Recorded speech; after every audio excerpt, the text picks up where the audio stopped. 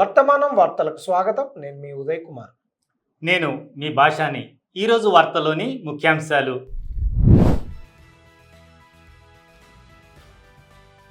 BJP IT cell chief journalist Arnab గోస్వామిపై FIR నమోదు.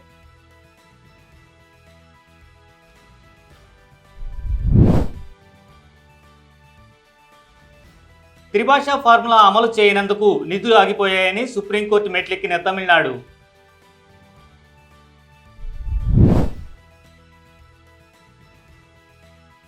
భారతదేశంలో సంపూర్ణ అక్షరాస్యత సాధించిన తొలి రాష్ట్రంగా గుర్తింపు పొందిన మిజోరం.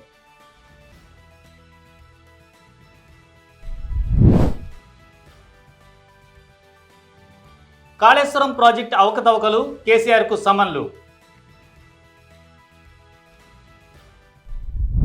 తప్పుడు సమాచారం అందించారనే ఆరోపణలపై BJP IT cell head Amit Malviya, Republic TV editor in chief Arnab గోస్వామిపై ఎఫ్ఐఆర్ నమోదు చేసినట్లు పోలీసులు తెలిపారు. భారతీయ న్యాయ సంహిత సెక్షన్ 192, 352 కింద Indian youth Congress legal cell head Srikanth Swaroop ఇచ్చిన ఫిర్యాదు ఆధారంగా మంగళవారం హైగ్రౌండ్ పోలీస్ స్టేషన్లో ఈ కేసు నమోదు చేసినట్లు పోలీసులు వెల్లడించారు. అమిత్ మాల్వియా, అర్నబ్ గోస్వామి తప్పుడు సమాచారాన్ని వ్యాప్తి చేయడానికి నేరపూరిత కుట్ర చేశారని ఆయన ఆరోపించారు. టర్కీలోని Istanbul Congress centre, Indian National Congress కార్యాలయం అనే కల్పిత వాదనను దురుద్దేశంతో ప్రచారం చేశారని ఆయన ఆరోపించారు. భారతీయ ప్రజలను మోసం చేయడం, ఒక ప్రధాన రాజకీయ సంస్థను కించపరచడం, జాతీయవాద భావనలను మార్చడం, ప్రజల్లో అశాంతిని రెచ్చగొట్టడం, జాతీయ భద్రత, ప్రజాస్వామ్య సమగ్రతను దెబ్బతీసే ఉద్దేశంతో ఇలాంటి అసత్యాలు ప్రచారం చేశారని ఆయన పేర్కొన్నారు. మాల్వియా, గోస్వామి చర్యలు భారత్, టర్కీల మధ్య దెబ్బతిన్న సంబంధాల నేపథ్యంలో పాకిస్తాన్కు మద్దతు ఇస్తున్నట్లు భావించడం వల్ల ఏర్పడిందని స్వరూప్ పేర్కొన్నారు. అంతేకాదు, అమిత్ మాల్వియా, అర్నబ్ గోస్వామి చర్యలు భారతదేశ ప్రజాస్వామ్య పునాదులు, ప్రజా భద్రత, జాతీయ భద్రతపై దాడిగా భావించాలని ఆయన అన్నారు. నేరపూరిత ఉద్దేశంతో అబద్ధాలను వ్యాప్తి చేయడానికి వారు తమ ఇన్ఫ్లుయెన్స్ను ఉపయోగించారని ఫిర్యాదుదారుడు ఆరోపించారు. ఈ ఫిర్యాదును అత్యవసర పరిస్థితిగా పరిగణించాలని ప్రెస్ కౌన్సిల్ ఆఫ్ ఇండియా, సమాచార ప్రసార మంత్రిత్వ శాఖ, సిబిఐ సహా ఇతర సంస్థలకు కూడా స్వరూప్ విజ్ఞప్తి చేశారు. కేంద్రం తమిళనాడు మధ్య భాషా వివాదంలో సంచలనాత్మక మలుపు తిరిగింది. జాతీయ విద్యా విధానం అమలు చేయడం లేదన్న కారణంతో కేంద్రంలోని నరేంద్ర మోడీ ప్రభుత్వం తమ రాష్ట్రానికి రావాల్సిన 2,151 కోట్ల నిధులు నిలిపివేసిందని కోర్టుకు తెలిపింది. ఈ మేరకు ఎంకే స్టాలిన్ ప్రభుత్వం సుప్రీంకోర్టులో పిటిషన్ దాఖలు చేసింది. విద్యార్థులు ఇంగ్లీష్ ప్రాంతీయ భాషతో పాటు మూడవ భాష నేర్చుకునే త్రిభాష సూత్రాన్ని సిఫార్సు చేసే జాతీయ విద్యా విధానాన్ని డిఎంకే ప్రభుత్వం వ్యతిరేకించింది. త్రిభాష సూత్రం మేరకు దక్షిణాది రాష్ట్రాల్లో హిందీని రుద్దడానికి కేంద్రం ప్రయత్నిస్తుందని తమిళనాడు ప్రభుత్వం ఆరోపించింది. కేంద్రం ఈ ఆరోపణలను తిరస్కరించింది. త్రిభాష సూత్రం భారతీయ భాషలను పునరుద్ధరించడమే లక్ష్యంగా పెట్టుకుందని పేర్కొంది. తమిళనాడు ఇప్పుడు సుప్రీంకోర్టుకు దాఖలు చేసిన పిటిషన్లో కేంద్రం ఫ్రీ స్కూల్ నుండి 12వ తరగతి వరకు పాఠశాల విద్య కోసం సమగ్ర పథకం అయిన సమగ్ర శిక్షా పథకం కింద 2,151 కోట్లలో తన వాటాను అందించలేదని పేర్కొంది. విద్యా మంత్రిత్వ శాఖ ప్రకారం ఈ పథకం పిల్లల ఉచిత నిర్బంధ విద్యకు చట్టం 2009 అమలుకు మద్దతు ఇస్తుంది. జాతీయ విద్యా విధానం సిఫార్సులకు అనుగుణంగా ఉంటుంది. పాఠశాల విద్య కోసం ఉద్దేశించిన సమగ్ర శిక్షా పథకం అవసరాలకు అనుగుణంగా తమిళనాడు ఉందని గతేడాది ఫిబ్రవరి 16న జరిగిన ప్రాజెక్టు అప్రూవల్ బోర్డు సమావేశంలో కేంద్రం సంతృప్తి వ్యక్తం చేసిన విషయాన్ని తమిళనాడు ప్రభుత్వం తన పిటిషన్లో ప్రస్తావించింది.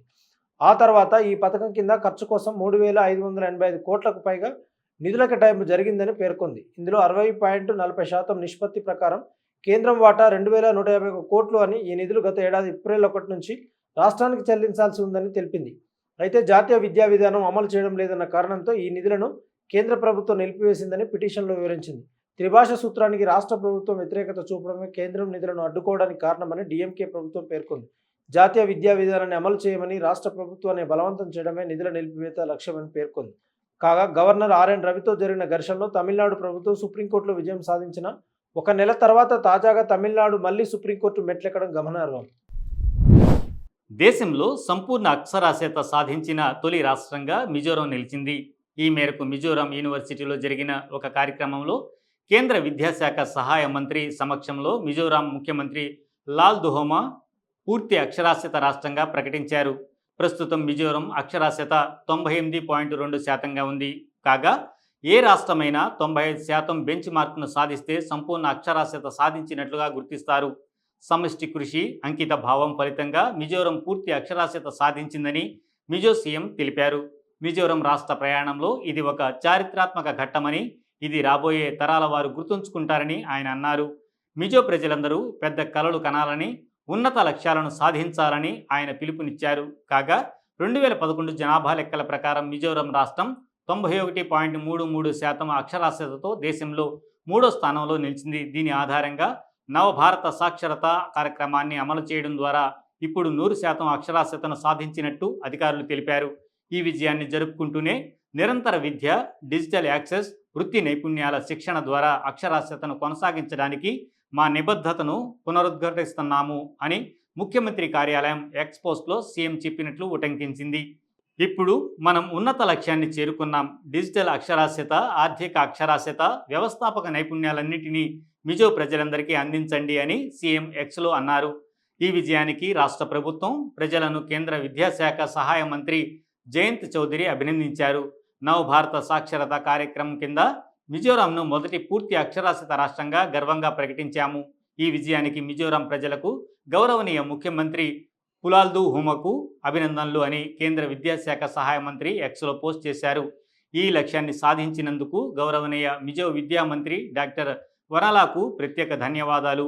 మిజోరాం చేపట్టిన అద్భుతమైన పురోగతి ప్రయాణంలో గత రాష్ట్ర ప్రభుత్వాల కృషిని ముఖ్యమంత్రి ప్రశంసించారు.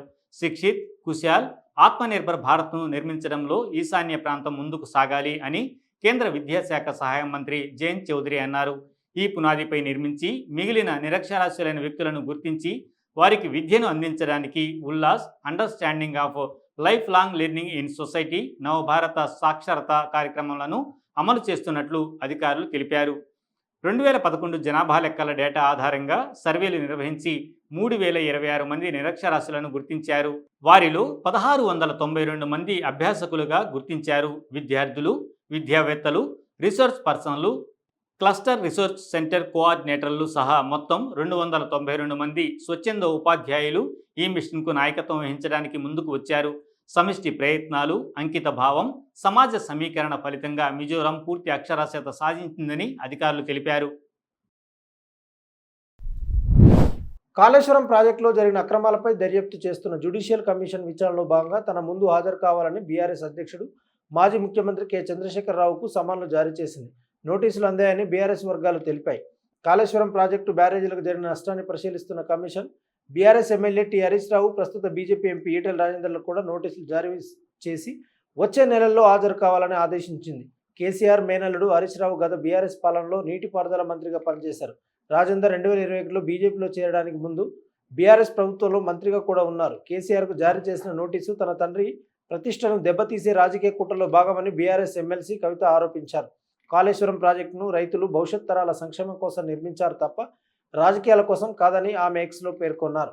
కేసీఆర్ తన జీవితాన్ని తెలంగాణకు అంకితం చేశారు. బంజరు భూములను సుసంపన్న భూములుగా మార్చారు. కానీ ఇప్పుడు ఆయనను కాంగ్రెస్ ప్రభుత్వం లక్ష్యంగా చేసుకుందని ఆమె అన్నారు. ఇలాంటి కేసులు ఆయన ప్రతిష్టను తగ్గించవు.